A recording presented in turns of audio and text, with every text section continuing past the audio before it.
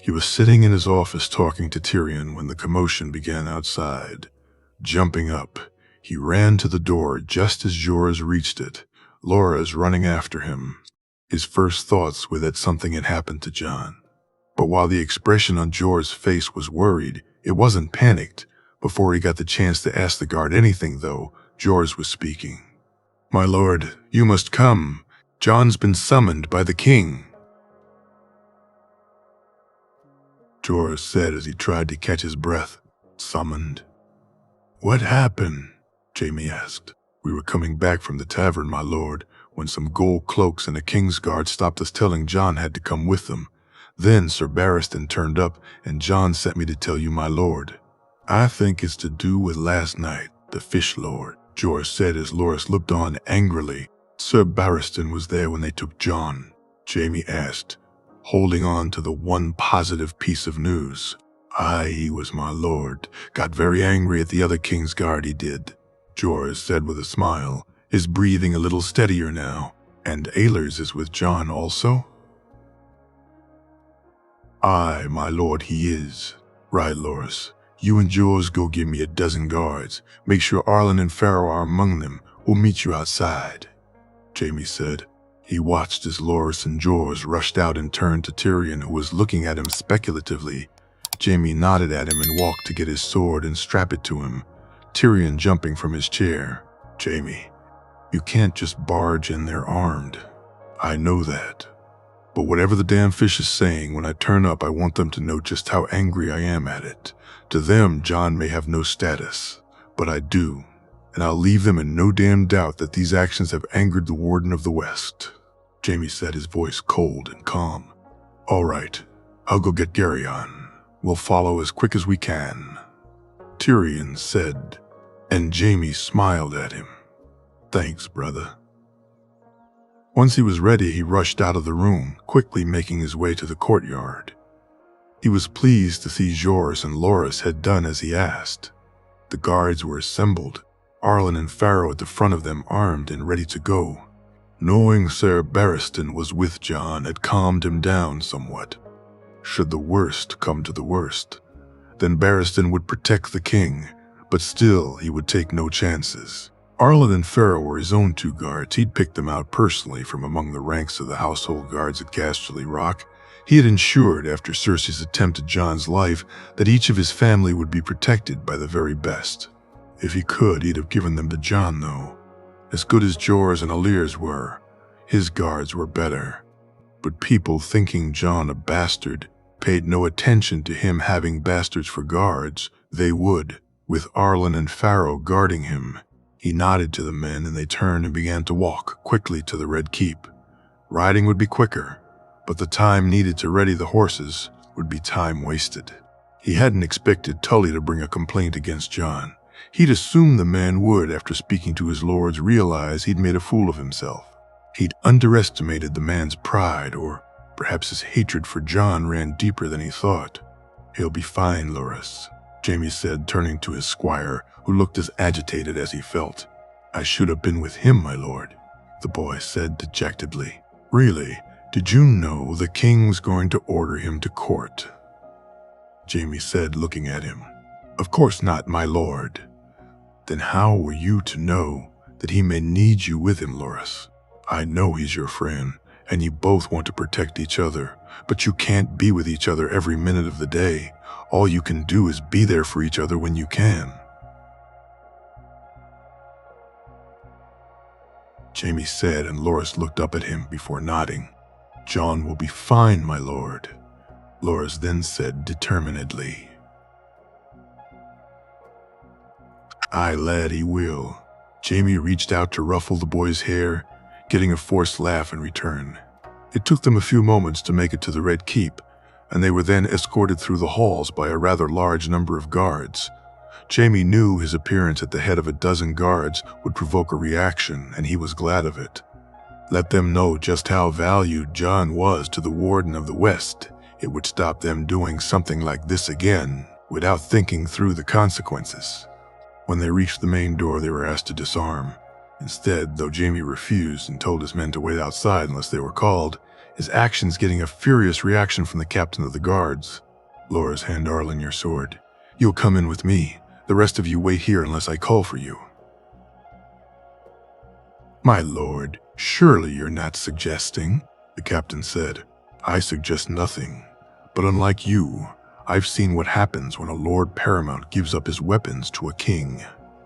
Jaime said angrily, "I, sir, shall not make the same mistake Lord Rickard did." He pushed past the guard and entered the throne room. He was stunned to see how full it was. Either something was happening here already, or word had spread very quickly. Jon was standing in front of the throne, Edmure Tully beside him, and Jaime had to resist the urge to draw his sword and carve himself some trout. Cersei sat beside the king, and the look on her face when she saw him made him want to gut her too. She was behind this, he now knew. He had received 2 notes from her at the feast last night, both of which he refused to even accept. As the night went on, her seductive look had changed into a glowering one. He kicked himself now for not realizing she would try and get back at him, though Jon, just as she did before, this time, though being more clever about it. As he looked at her, he knew, though, if anything happened to hurt even a hair on Jon's head, he'd follow through on his threat to her. Lord Aaron was standing to the side of the king, and he looked at him smugly. The old falcon obviously trying to send Jaime a message. Oh, how he'd take pleasure in clipping his wings once and for all, he thought. To the left of the king stood Sir Barristan and Sir Aerys. Jaime was pleased to see his brother here, and the nod he got from him reassured him somewhat. Jon looked calm and composed, and despite Jaime's nervousness, he felt a large amount of pride looking at his king. Most boys would quiver and shake being called before the throne. But Jon was made of sterner stuff, and Jaime felt sorry for the floppy fish beside him. Given the looks Jon was giving Tully, there would be fish on the menu soon. "Lord Jaime, glad you could join us," Jon Arryn said, and Jaime composed himself slightly before speaking. Your Grace, Your Grace," he nodded to the false king and queen. "What is the meaning of this? Why has my squire been summoned here, and why was I not notified?" Jaime said loudly, "We're getting to the bottom of that, Lord Jaime," Robert said, and Jaime could see him side-eye the queen.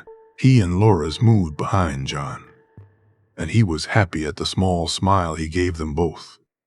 He looked to the left of the room to see Loras's family were all there. Marjorie, standing uncomfortably beside the prince, who had a gleeful smile on his face. Scattered around the hall was a lot of the noble lords and ladies who'd come for the tourney. The river lords looking like they wanted to be anywhere but here. Jaime was pleased to see the northerners here. The looks the large young man and striking woman were giving the river lords and Tully would surely make them nervous had they been looking at them. Turning his attention back, he gave his sister such a look of disdain that he could see her taken aback, her gleeful look replaced with one of shock. "Now let's get this sorted and get the damn tourney started," Robert said impatiently. Jon, before Jaime's arrival, being escorted through the streets by an assortment of gold cloaks and a Kingsguard, had unsurprisingly drawn attention. The small folk pointed and stared, and Jon looked at them and tried to look as stoic as possible. As they had neared the Red Keep, they ran into Sir Wendell and the rest of the northern party, and Jon smirked as Daisy shouted loudly, "Snow, what's going on? These southern softies giving you trouble, lad?" "No, it's fine, Daisy. Apparently the king wishes my presence." "Oh, to be popular," Smoljan japed, earning him a sharp elbow in the ribs from Daisy. "Are you sure, Jon?" Daisy said, looking at the guards. I am. Though you can join us if you wish. Never know what kind of entertainment there is to be found." Daisy, Smoljan, and the 2 Karstarks, along with Sir Wendell and a number of their men, decided to do just that. And Jon breathed a small sigh of relief. He knew he was in no real danger. The worst that could happen would be he would be told to apologize to the floppy fish and perhaps banned from the tourney. But still, the last Stark called before the king did not do so well, and while Jon was embracing his dragon side, he was a wolf too, Speaking of which, he laughed when Smallgen asked him about Ghost. "Do you really have a direwolf?" Smallgen asked. "Aye. Sir Wendell's family was most kind to deliver Ghost to me." "Ghost?" Daisy asked. "Aye. You'll understand when you see him." Jon sniggered. When they got to the Red Keep, they were made relinquish their weapons. Jon was not pleased to hand over the Wolf's Tooth, the sword Jaime had bought for him, being something he'd grown comfortable with wearing, though he did quickly get over that when Daisy began handing her weapons over. A mace, a knife, a dagger, some small throwing knives, another dagger. On and on it went, and by the end of it, Jon had counted 17 separate weapons. "Really?" He looked at Daisy and raised his eyebrow. "A woman can't be too careful now, can she, Snow?" Daisy said, and they both broke into laughter, quickly being joined by the others. When they were unarmed, they were brought into the throne room. Jon gasped when he saw the king wasn't there. Instead, the queen sat on the small seat beside the Iron Throne, Lord Arryn standing on the other side of it. Tully was standing in front, and Jon looked to see the Tyrells off to the side, Marjorie sending him a small smile which he returned. For the first time, Jon was actually nervous. Robert, though he had his many faults and though he could never forgive the man, had if anything treated Jon better than his own uncle did. Whatever punishment he'd face now would surely be harsher. He moved in front of the throne and looked around for Sir Barristan, finding to his dismay the man had not arrived yet. "Your Grace," Jon said, taking a knee. "Lord Hand," he bowed when he stood up. "Do you know why you've been brought here, Snow?" The Queen said and looked at him contemptuously. "I do not, Your Grace. Lord Tully has brought to our attention your disgraceful actions of last night, how you attacked him for no reason. Do you know the punishment for such an attack, Jon Snow?" "No, Your Grace, I do not." "Lord Hand, why don't you inform him? An attack on a Lord Paramount or his heir by a bastard is the equivalent of an attack on a member of the royal family by anyone. The sentence is simple. If found guilty, Jon Snow would lose his hand, Your Grace." Jon heard the angry shouts from the Northerners, the shriek and look of dismay on Marjorie's face, only to be discomforted even more by the look of delight the Crown Prince was showing as he stood beside her.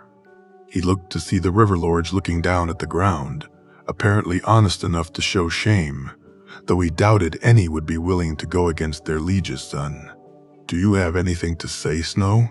the Queen asked, the first smile he'd ever seen reach her eyes appearing on her face. Jon took a breath. He looked at Tully, the man's superior shit-eating grin, annoying him. He was bigger than him, stronger, but he was no swordsman. Jon could take him, he knew it. He would receive no justice here, which really left him only one choice. "I choose. Do you? What is the meaning of this?" The king's voice boomed across the hall. "ALL rise for his grace, King Robert." Baratheon the First of his name. The herald shouted, though still lower than the king's voice had been. "WHO called this without informing me. My love, you were busy, and this was such a trifling matter." The Queen's voice was soft and light. "Trifling woman, you have the son of the Warden of the North here on bloody trial." Robert looked at her angrily. "Bastard son," Jon Arryn said. "Ned's son," Robert said furiously. "Your Grace, if we may take a moment, please," Jon Arryn said and motioned Robert to the back of the room. Jon stood there and watched as the king and the hand argued in the corner, Robert shaking his head while Jon Arryn tried again and again to get him to see some point. Eventually, the two men came back and Jon could see how annoyed the king was. "I'm sorry, lad. It seems we must get to the bottom of this, but it'll be fair, I promise you that." The king smiled sadly at him. "Of course, Your Grace, I expect nothing less." "Good lad." Before they could begin, Jaime arrived and Jon felt himself smile as Jaime addressed the king and then stood with Loras behind him. He steadied himself and got ready for what was to come. Smirking, he looked at Barristan as he hit upon an idea. John, after Jaime's arrival, so Lord Tully, begin. Robert said, his annoyance clear in his voice. Your grace, my lord, hand, my lords and ladies. Edmure started and John was already bored. Last night while minding my own business. A snort from Loras behind him made him smirk as Edmure continued. As I sat while minding my own business, I was set upon and attacked by the bastard Jon Snow. He forced me to the floor, and when I calmly asked for an apology, he did so again, your grace. You were forced to the floor by a 10-name-day-old boy, Lord Tully, the king said, laughing, and John smirked as others in the room joined in. He caught me by surprise, your grace, bastards. They're tricksters. Had I been expecting it, he never would have managed it, your grace. A louder snort from Loras. This time even had the king sniggering. So if I have this straight, Lord Tully, you wanted Jon Snow's hand because he pushed you to the ground, the king said, and a few members of the assembled lords gasped. Aye. Your grace, the punishment is clear. It is the king's law, Edmure said. Lord Edmure speaks true, your grace, Jon Arryn said, and John glowered at him, pleased to see the old lord looking warily at him. Very well, Lord Tully. Do you have any witnesses to your claims? The king asked. Your grace, I am a Lord Paramount's son. It is my word against that of a bastard under the law. The king asked. Yes, but it is the king's law, is it not? And last I looked, I am still the king. Of course, your grace, if need be. I'm sure I can provide witnesses. Edmure said shakily. John looked to the river lords, trying to find Lord Mallister and his son. He was both pleased and disappointed to see them absent. It meant at least they would not support Edmure's claims, but neither would they confirm Jon's defense. He heard Jaime cough behind him and turned to see both him and Loras move closer. He smiled and nodded at them before noticing Tyrion and Jerion come into the room, both dwarfed by the white wolf that pushed past them to rush to his side. What is that beast? Have it removed at once. Guards, the voices mingling together. Jon just shrugged as Ghost lay down on the floor beside him. He reached down and rubbed the wolf's fur, feeling the muscles tensed beneath his hand. He closed his eyes and felt himself calm down, the wolf's muscles relaxing as he did so. Opening his eyes, he turned to where the northerners were seeing the white wolf for the first time. Small John looking at the wolf in wonder. Your grace, I assure you, Ghost will cause no trouble. I may not have my father's name, but I hold my word just as truly as he would. No word means more to me, nor oath I take more seriously, young Snow. Now enough about the damn wolf. He's fine as he is. Robert, my love, surely we can't allow such a beast in the throne room. I said enough. Robert glared at the queen, who shook her head and looked affronted. Now where were we, Jon Snow? We've heard Lord Tully's version. Now if you would, Robert said, looking at him. Of course, your grace. Last night, as Lord Tully stated, we had an altercation at the feast, Jon said to the sound of gasps and muttering of bastard from around the room. However, your grace, I find Lord Tully's version left out a few key details. Jon paused. What details are these, Jon? What details are these, Jon? The king said, moving forward in the throne. Your grace, Lord Tully was drunk, very drunk. He insulted me, which was fine. I know my status and what it means to be a bastard. I know that even if a lord is in the wrong, then a bastard still under the law has no recourse. So, your grace, I did my best to ignore Lord Tully until he made insults I could not ignore. What insults, lad? The king, now keenly listening. He insulted my mother, your grace, called her a whore. By doing so, he insulted my father, Also, your grace, by saying my father, the most noble and good man Westeros has ever known, would sleep with a whore. He insulted Ned. You dare insult Ned, Robert shouted at Edmure. The bastard lies, your grace. It's what they do. Ask him. Ask him about pushing me, your grace. You would dare insult your own good brother, my oldest and truest friend.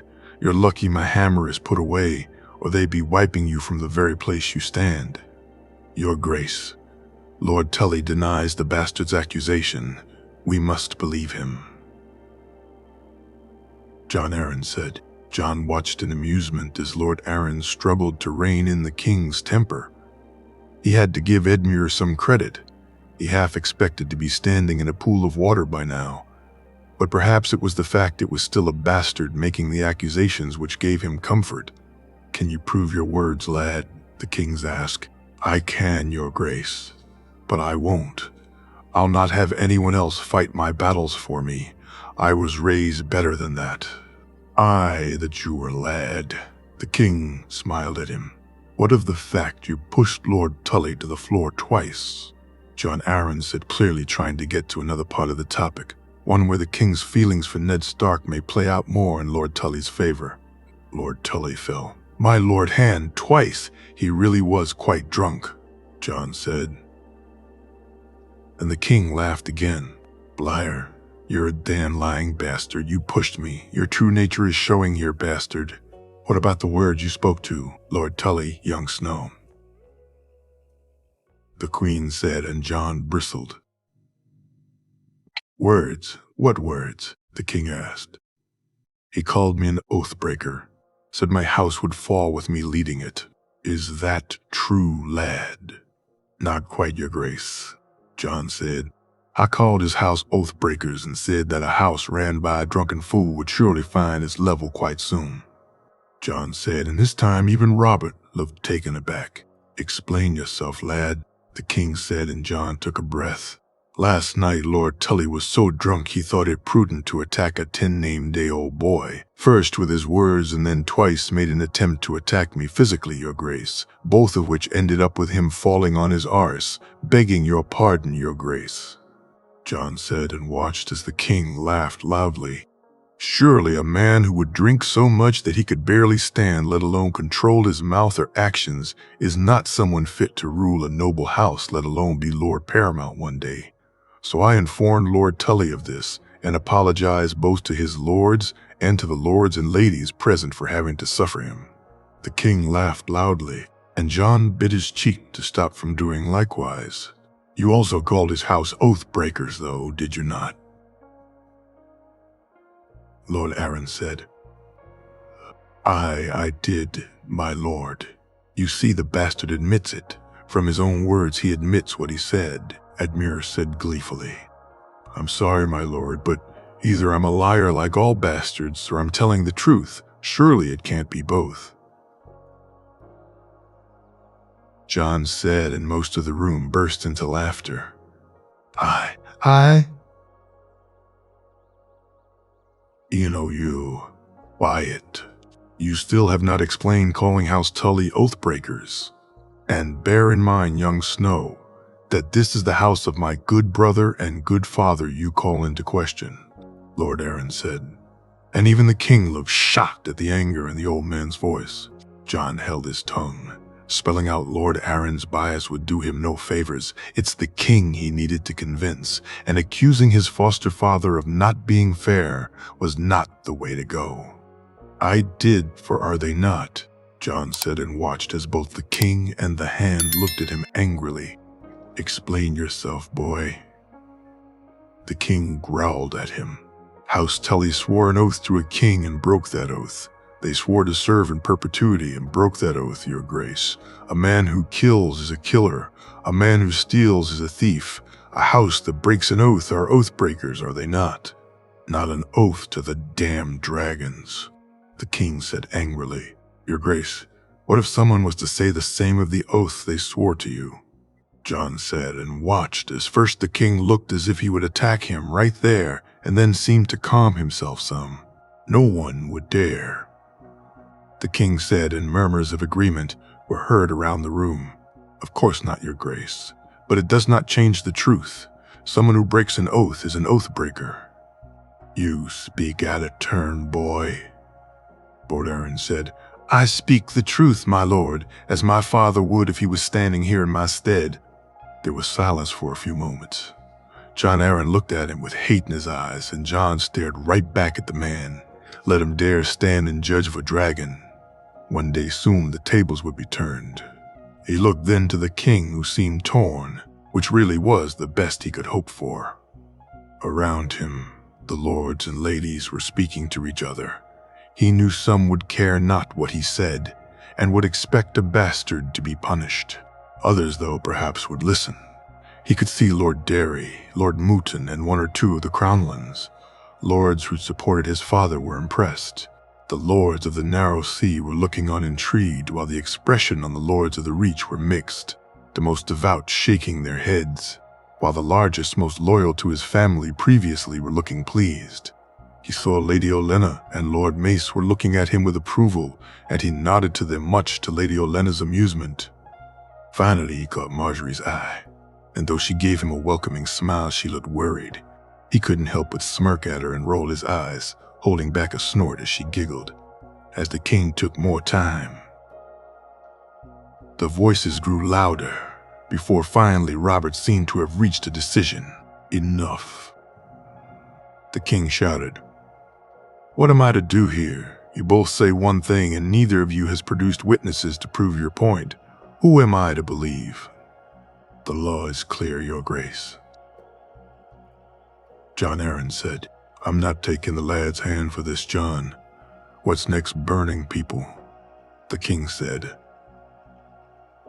And Jon Arryn stepped back abashed. Jon Snow, your king orders you to apologize to Lord Tully. Let that be the end of this madness. Of course, your grace. I assume Lord Tully will apologize also, Jon said, and the room once again gasped. He felt Edmure bristle beside him. Apologize to a bastard? I will not. Never would I live the shame down. Jace, Edmure said angrily. Then, your grace, I'm afraid I cannot apologize either. I can take the insult to myself and mine own honor. I will not let a man who insulted my mother, a man who insulted my father, walk away without offering an apology to both. As a bastard, my honor is in question simply because of my birth, my mother's honor, my father's honor. However, is not. Since Lord Edmure is also a knight of the realm, if he refuses to apologize, then he leaves me with no choice. Under the chivalric code, I challenge you. Jon waited as the words filtered to the crowd.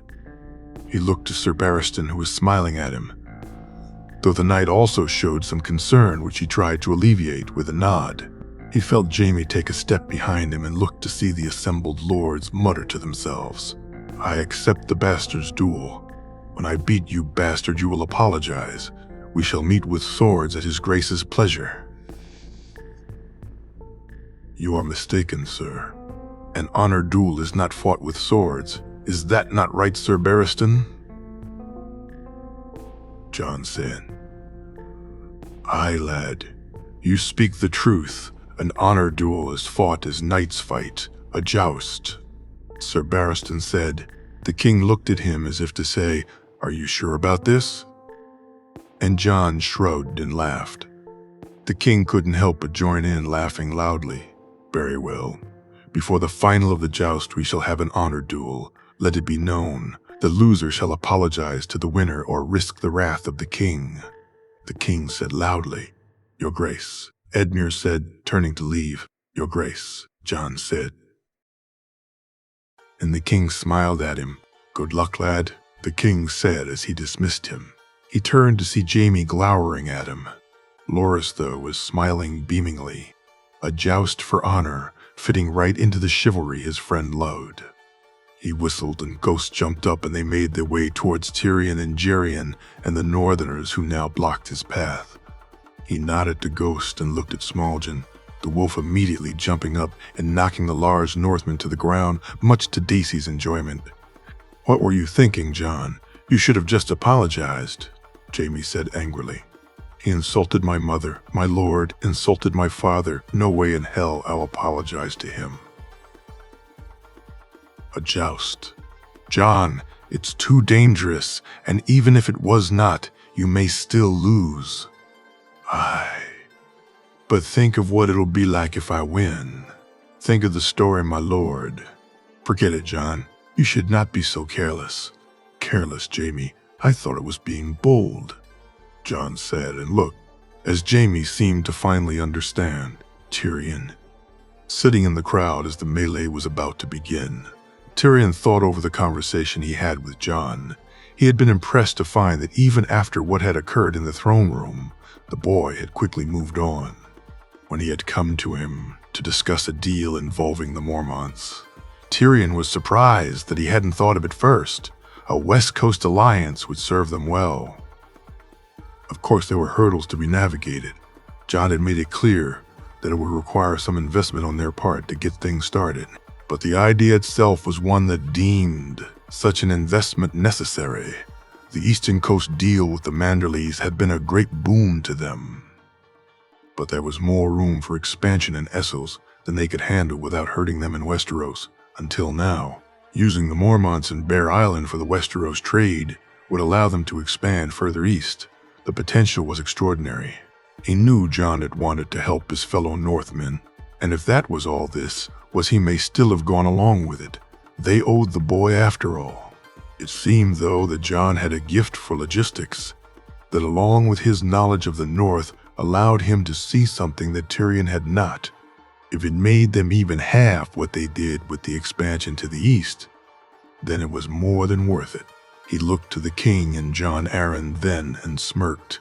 Had he not been in the throne room himself, he wouldn't have believed the story of what Jon had said and done. "What are you smirking about?" Carrion asked. "Just thinking about Jon earlier in the throne room," he said. And Jerian laughed. "He was something, wasn't he?" Jerian said proudly. I think he may have spent too much time around us. Uncle, we're rubbing off on him." Tyrion said, laughing loudly. "Good," Jerian said emphatically. Tyrion turned to see his aunt enter with the children, Joy holding a bag of something in her hand, which all of the others seemed to have also. "Uppa," Joy said, running from his aunt. "Hello, princess, where were you?" Garion said, grabbing his daughter and placing her on his lap.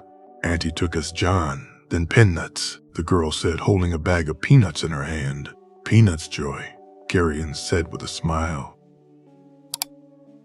"Peanuts, yummy papa," the little girl said, smiling as she popped one into her mouth. "Aunt, you look tired," Tyrion said. "Children. Tyrion, children," Jenna said as she sat down. Tyrion motioned to one of his cupbearers to give his aunt some wine, which she took gratefully. Her boys and Kevin sat down, the boys all holding bags of peanuts and looking eagerly out as the melee got ready to start. Jon and Laura, as he assumed, were watching from the wings, both boys getting some last-minute sparring in before the duels began.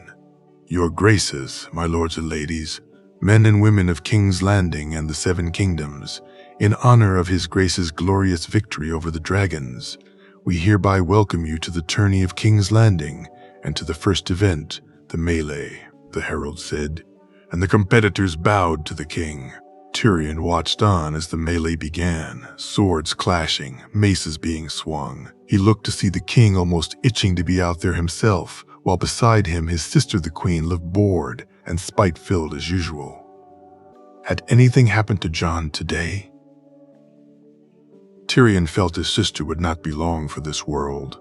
The looks Jaime gave her in the throne room left no room for interpretation. When she interjected, Tyrion thought Jaime would attack her there, and then such was the anger his brother showed. Jaime was so annoyed that he refused to come to the melee. Tyrion had actually offered to stay with his brother back at the manse, but Jaime told him one of them was needed to represent their house. When Cersei had seen his brother was not here, she gave him a look of contempt and disgust. Tyrion, though, just smiled back at her. Long past was the time when he cared what his sister thought. So who'd you bet on? Garion asked, forcing Tyrion's attention back to the melee. I went with Jon's suggestion and put some coin on the hound. Me too. I had thought Thoros would be his choice again, but the man's sickness took care of that. Maybe Jon hobbled him. Tyrion japed and they both laughed. Why didn't the mountain come? I've no idea, Uncle. Hadn't even known he wasn't here until today. It's surprising, is it not? Aye, it is. But it's one less headache for us, Tyrion said. Ouchie, Papa. Joy said, pointing at the man the large northern woman had just cracked over the head with a mace. Gerion laughed at his daughter, and she threw a peanut at him, which he caught in his mouth, much to her delight. Tyrion found he didn't really care for the melee for some reason. Why the king had changed the natural order, he had no idea, but it was standard to do the archery first.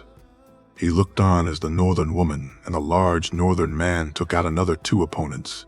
Even though the melee was getting down to the interesting parts, as both his brother and no doubt the king would call it, Tyrion found himself more interested in the crowd than the fighting.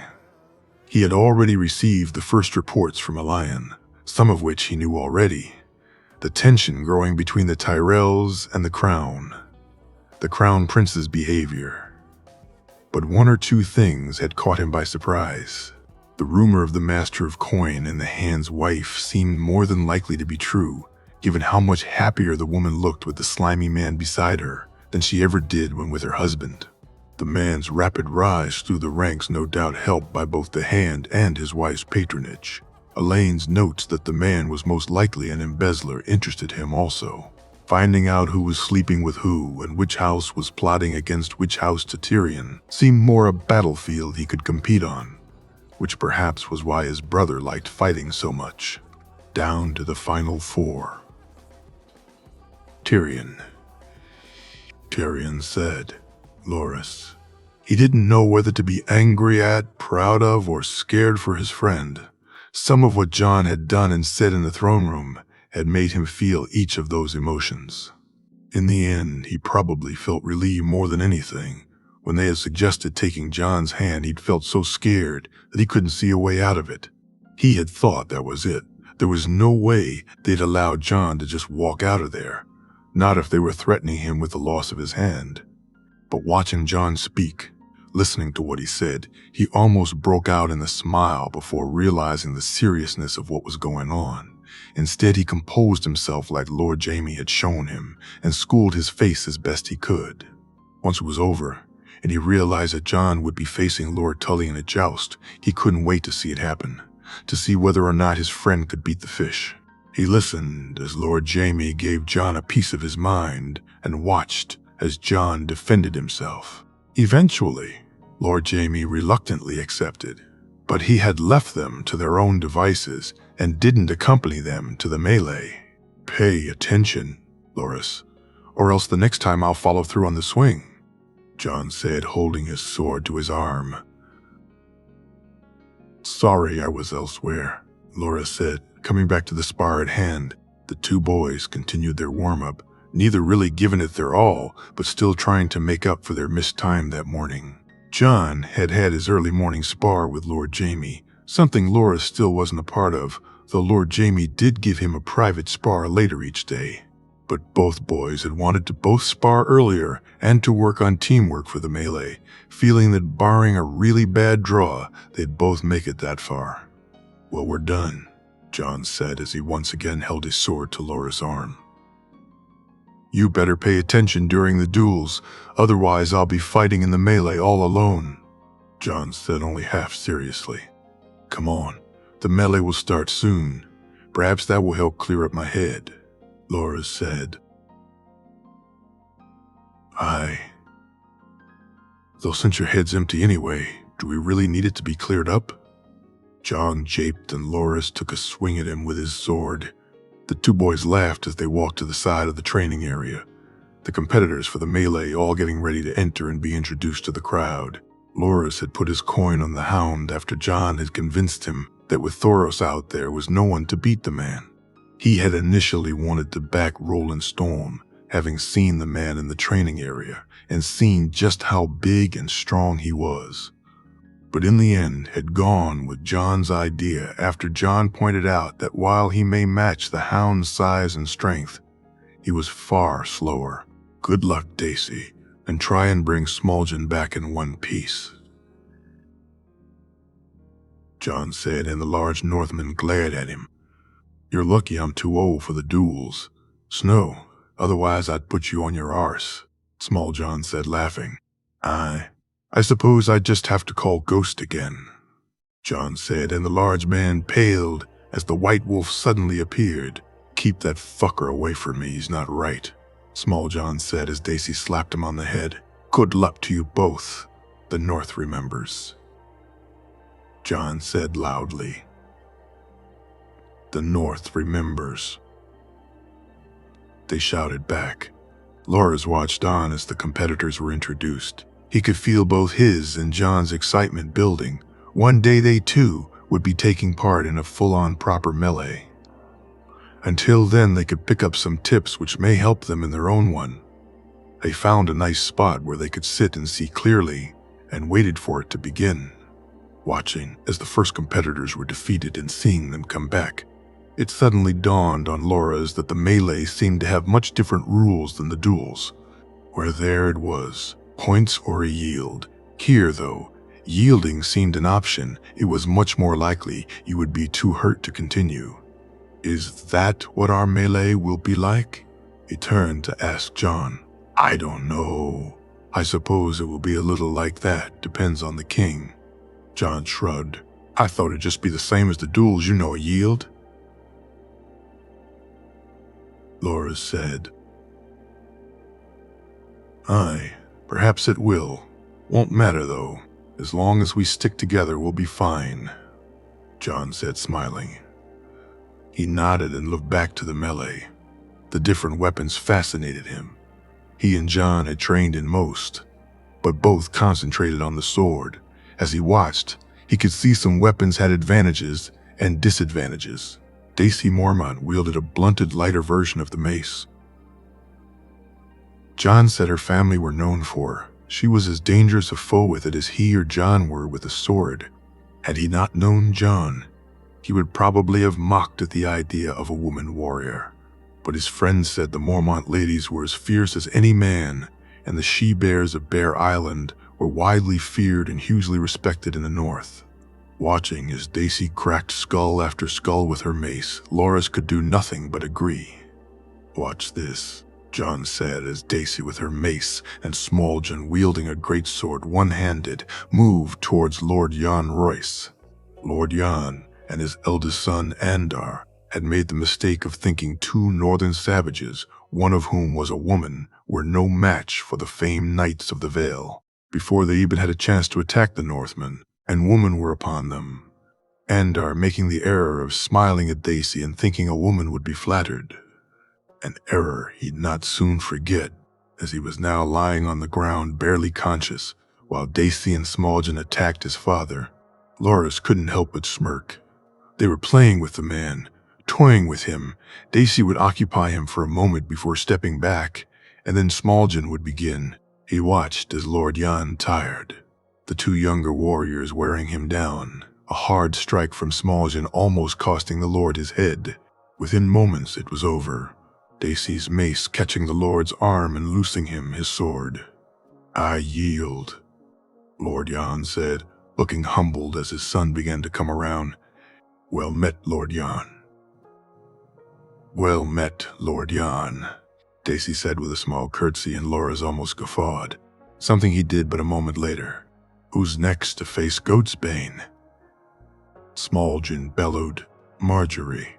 Marjorie couldn't wait until this day was over. Each part of it had gone from bad to worse, from seeing Jon in trouble and worrying about him, although at least that mostly turned out all right.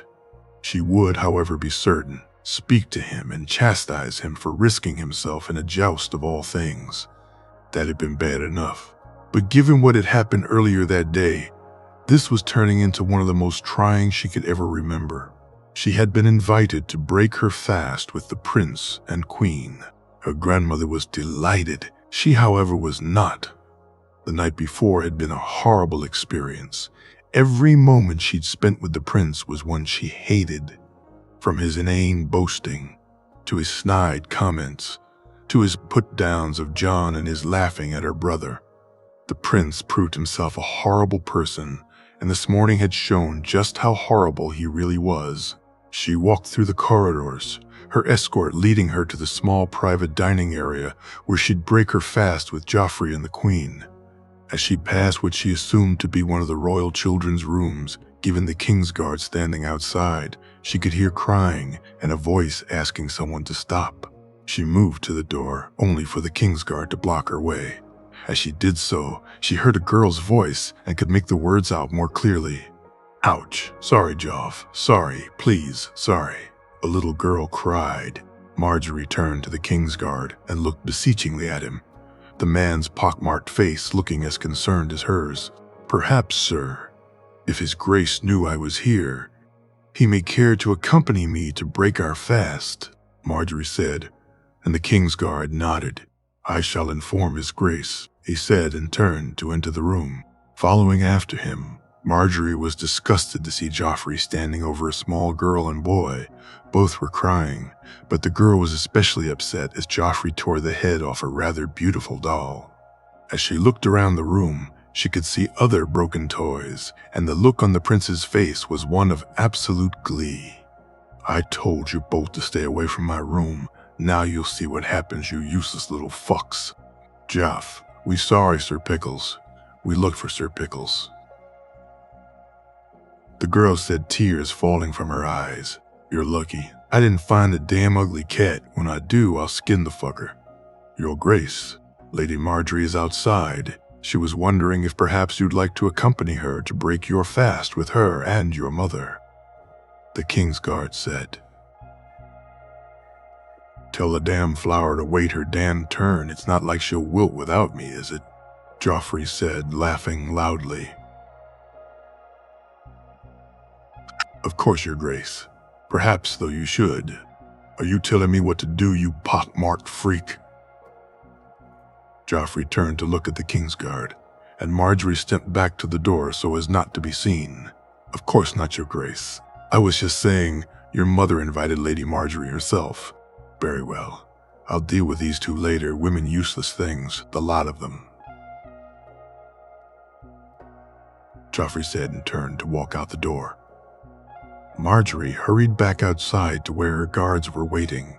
She composed herself, and a few moments later, Joffrey arrived. "My lady, I'd be honored to accompany you to break our fast," he said, and the false smile on his face made her stomach turn. Closing her eyes to try and dismiss the memory, she shuddered as the prince turned to speak to her, his sickly sweet face and voice doing nothing to make her forget the true face she'd seen that morn. "My lady, are you enjoying the melee?" he said, smiling at her. "I am Your Grace. It's terribly exciting, is it not?" She smiled back at him, and out of the corner of her eye saw her grandmother watching them. "When I'm old enough, I'll be sure to do for them all, both here and in the lists." "Child," the prince gloated, "are you not old enough for the duels, Your Grace? I believe Jon Snow won when he was but 6 name days." Marjorie said coyly, "The bastard! You dare compare me to a bastard?" Joffrey angrily said loud enough that people around could hear. "Of course not, Your Grace. I was just wondering if you would take part in the duels." Marjorie said try her best to look abashed and not smile as large on the outside as she was inside. "My mother would never allow me to compete against such unworthy foes," Joffrey said, trying to sound nonchalant. "Of course, Your Grace." Marjorie smiled, allowing Joffrey to think his answer, the cause of it. She turned to watch as the final 4 competitors readied themselves on the melee field, smirking to herself as she imagined Jon landing hit after hit on the prince. She wondered if she asked him, would he go especially hard on the pompous prince? Would he hit him in the places it would hurt the most? While the image brought her some respite, she knew it was just a dream. The coward beside her would never face Jon in a battle. The outcome would be more than his pride would allow. Jaime. The bold, indeed, of all the stupid, senseless, ridiculous notions he'd ever heard, the one coming from his king had to be the worst one ever. Think of the story. He was thinking of his damn safety, and the king wanted the story to be told. He understood, of course, the moment he'd mentioned the bold, it became clear to him. But he liked it not, and had he a way to stop it, he would. While this king may see himself as Barristan, he'd soon find that Edmure Tully was no Prince Duncan. Not only was the man a poor jouster, but after this morning, Jaime believed the man not only a fool, but a dishonorable one too.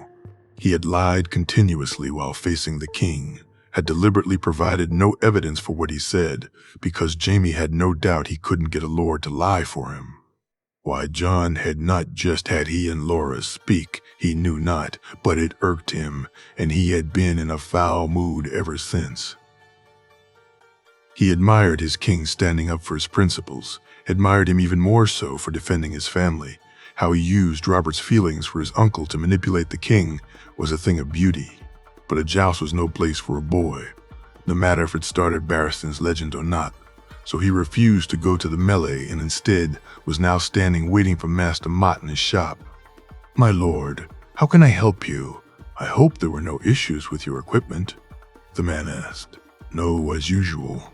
The workmanship was extraordinary, Master Mott." Jaime smiled.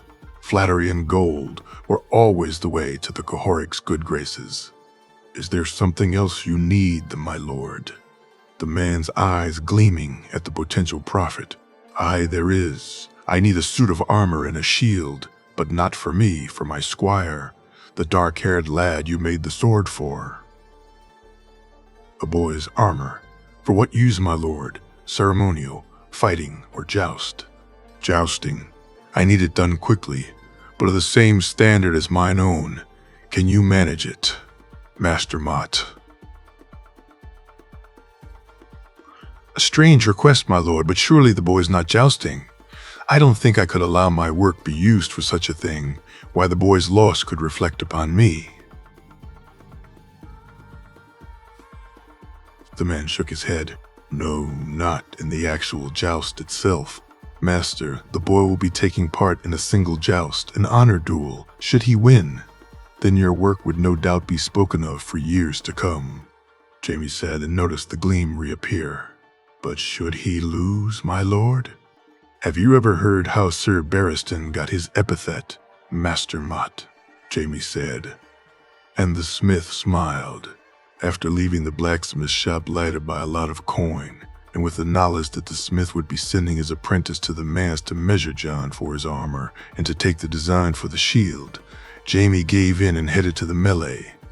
Upon arriving, he quickly made his way to his uncle and brother, stopping to glare at his sister when she smiled at him.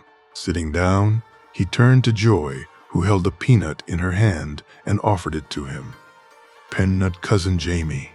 "Why, thank you, my lady," Jaime said with an over-exaggerated bow, getting a laugh from the girl. "What have I missed?" He turned to his brother. "We're down to the final four, 2 Northerners, a Mormont lady, and the large giant man Small John, a Stormlander, Roland Storm, and the Hound," Tyrion said as Jaime looked out to the field. He was surprised to see the Northerners had made it this far. Jon had told him all about Ser Jorah's family, so the fact one of the infamous she-bears could fight was not a surprise, but making it to the final four was. Each of the 2 who were knocked out now would still receive 1,000 gold dragons, Robert's extravagance knowing no bounds. With the runner-up receiving 5,000 and the winner 10,000, there was a big incentive to win the thing, so he expected most put in their best showing. He looked out as the large Northman, the Small John. Jon had told him he was called. His father was even bigger and called the Great John, much to Tyrion's amusement, faced off against a man who was actually bigger than him in the Hound. While to the other side, Roland Storm faced Daisy Mormont, her mace to his shield and longsword. True, he watched excitedly as the battles began, the hound and the Smaljans' blades meeting fiercely, the sound reverberating across the grounds. "So who's my coin on?" Jaime asked, having left the betting to Tyrion. "We're all in the same boat, brother. Should the hound fall, so shall we." Tyrion japed and offered him some wine, which he took. "Why'd we put our coin on Clegane? Now wait, this another of Jon's ideas," he said, laughing. "Aye, the boy's a damn prodigy when it comes to the betting ring." "Come on, Clegane, my girl wants a present," Tyrion said. "Present, Papa." Joy turned to look at her father. "Aye, after Jon and Loras's fights, we'll go get some presents, Princess," Garion said, and Joy threw him a peanut which he caught in his mouth yet again. Jaime laughed and turned back to watch the fighting. The small Jon and the hound were in full swing, the Northman's greatsword allowing him extra reach. But the hound was well used to fighting against such a blade, having spent all his life pretty much training should he get the chance to face his brother truly. He watched as the hound ducked and dodged. Then as he moved inside the Smaljans' guard, the hound finally began to work. The blows he caught the Northman with would have stopped a damned elephant, let alone a man, yet the Northman continued to fight on. Eventually, though, it proved far too much for the younger, less experienced man, and Jaime watched as a blow took him from his feet and knocked him hard to the ground. "I yield," Smaljan said as the hound helped him back up. The man patted the hound on the back and made his way to the back. Jaime looked to the other fight. Daisy was more than holding her own, but most of her blows hit the shield of Roland. His, however, did not, and when she, after being hit in the arm, missed her counter, it was over. Roland moved quickly, his shield catching her in the chest, his foot tripping her up, and when she fell, she yielded quickly. He too, like the hound before him, helped up his defeated opponent, and she nodded and smiled at the man before making her way to the back also. Jaime watched as the two large men paced around each other, Roland smirking all the while. "Are you just gonna stand there with that stupid grin on your face? Are we gonna fight or what?" the hound said as Roland's face changed into a grimace, and he attacked. The two men were tired. Both had received more than one hit that day, yet to look at them, you'd never know it. Jaime watched to see where their weaknesses lay. Technically, both were pretty even, as they were strength-wise, but the hound had the man for speed, and that would prove to be decisive. Jaime watched as they parried the opening blows. He watched as with a stunning riposte, the hound knocked the shield from Roland's hand. Now with both men only holding swords, the only chance Roland had of winning was lost. It took a while, but the hound's faster strikes, his quicker movement, allowed for him to land more hits. Finally, the winning blow came, and when it did, Jaime was glad to be a spectator. The hound, after Roland had missed, swung and caught him so hard and so true that Roland's storm was knocked almost 5 feet away from him. It would not be a yield that won this fight. The man was out cold. Jaime watched surprised as the hound went to the other man before he called for people to come out to help. Taking water from them, he sprinkled some to wake the man up, which after a while he did. The large man came to coughing and spluttering. Luckily, there was no blood, but at best his ribs would be bruised badly. The man nodded at the hound, and he helped him to his feet. "Your graces, my lords and ladies, men and women of King's Landing and the realm, I give you the winner of the melee, the hound Sandor Clegane." Suddenly feeling the need to relieve himself, he got up and motioned to Tyrion he'd be back in a moment, heading to look for a privy. He was walking back from doing his business when he smelt it. The wafting air of cloying perfume. It was a smell he remembered well from his time in King's Landing, but one he had not missed. Turning, he saw the silken robes and the egg-shaped head, the sickly smile on the man's face as he moved towards him. "Lord Jaime." "Lord Varys," Jaime said as the spider smiled.